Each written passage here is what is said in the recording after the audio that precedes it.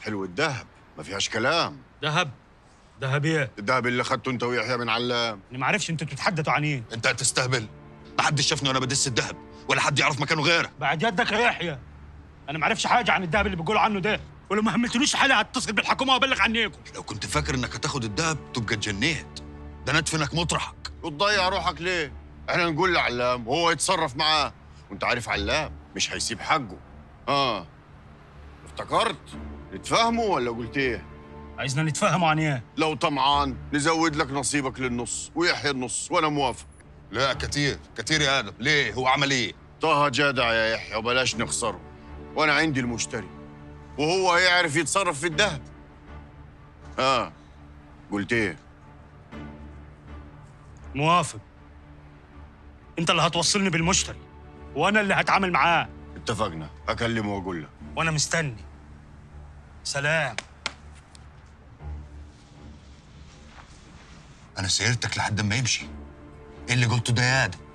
تخلي عيل زي ده يلوي دراعي؟ ما انت اللي سلمته رقبتك من الاول وتصرفت من دماغك. كنت فاكره صاحب، طلع خسيس. ده بيغري عين اي حد، ما تقلقش، انا عارف ارجع لك حقك.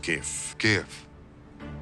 ومين المشتري اللي بتقول عليه ده؟ خد نايبك صبر، هتعرف كل حاجه في وقتها. اركب.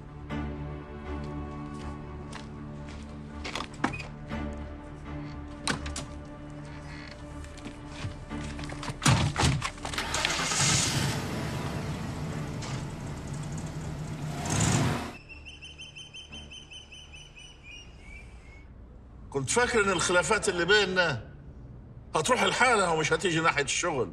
كنتش اعرف ان معاش الناس مش سالكه. ما تحسن ملافظك علام. عيب تلطخ معانا في الحديد. ايه مش سالكه دي؟ ما تحضرنا يا حاج عبد الحميد، واقف بعيد وساكت ليه؟ ولا على هواك سرقه الذهب؟ ذهبيه اللي اتسرق يا علام. اتفزعت ليه كده؟ ما تعرفش يعني؟ ما طلعتش مره حد منكم. وهنسرقوا ليه الذهب؟ ما احنا واخدين حقه مقدم من سيف فيه البحيري. اسمع يا علام، الذهب انت استلمته من ناس صالح بالحديد ده. ما تخليش دماغك تسوحك في الشلاحات. شلاحات ايه؟ هو في حد مسك نفسه؟ شوف يا علام، انا كلامك ده مش داخل دماغي بميلم، ولو انت اتسرقت صح زي ما بتقول يبقى تستاهل اللي يجرالك. ما عرفتش تحمي حاجتك، ولو اتصل بينا سيف فيه البحيري هنقول انك خدت الذهب وضيعته.